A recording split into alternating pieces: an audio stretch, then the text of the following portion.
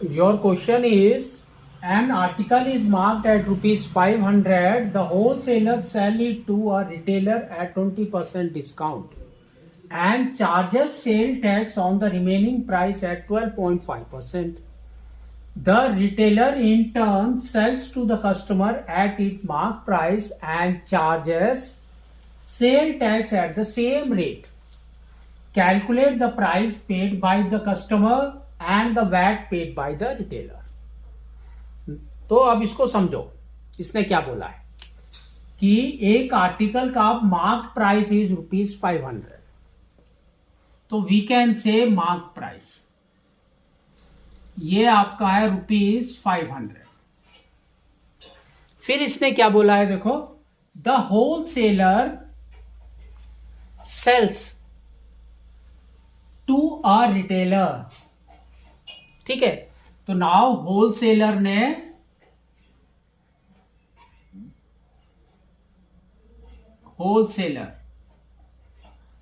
क्या किया, रिटेलर को सेल किया.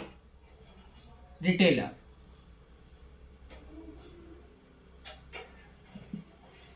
Eight 20% discount. तो 20% डिस्काउंट. ठीक है, तो उसका मतलब क्या हुआ, कितने में इसने खरीदा वो हमको देखना है. तो सबसे पहले हम क्या करेंगे, डिस्काउंट अमाउंट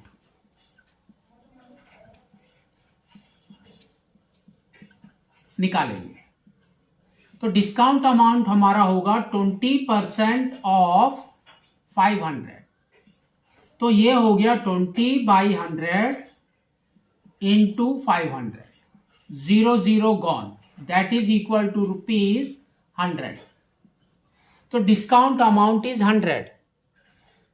ठीक है, तो उसका जो बिल में जो पैसा गिरना है वो कितना होगा, दैट इज 500 माइनस 100, है ना.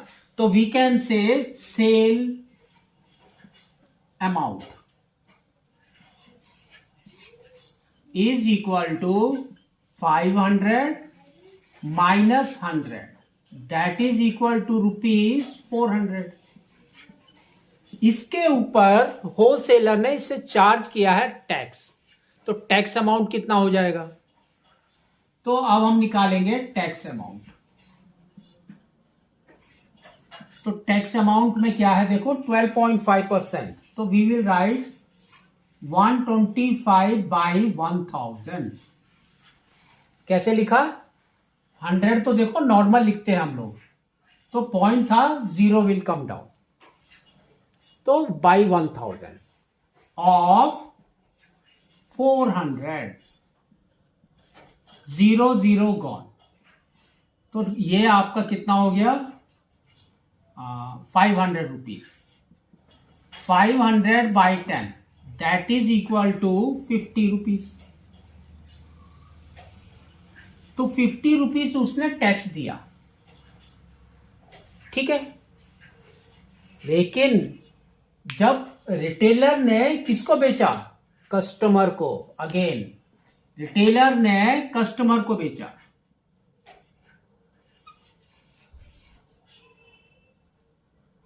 At the MP marked price पे बेचा उसने. तो दैट मीन्स कस्टमर का sale price is mark price is 500, है ना. इसने देखो बोला है मार्क्ड प्राइस. अब मार्क प्राइस के ऊपर उसने अगेन टैक्स चार्ज किया, तो दैट इज टैक्स अमाउंट.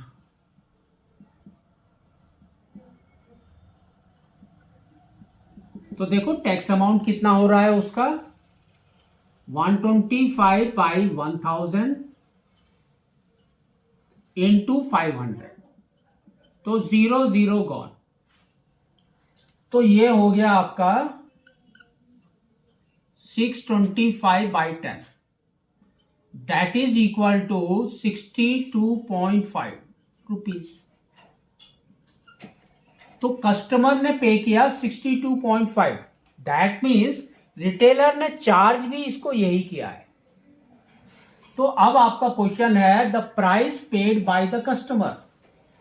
तो कस्टमर ने कितना पे किया 500 प्लस 62.5 है ना, कस्टमर का bill amount is that only. तो now we can say customer bill amount, तो दैट इज 500 प्लस 62.5. तो हमारा हो गया 562.50.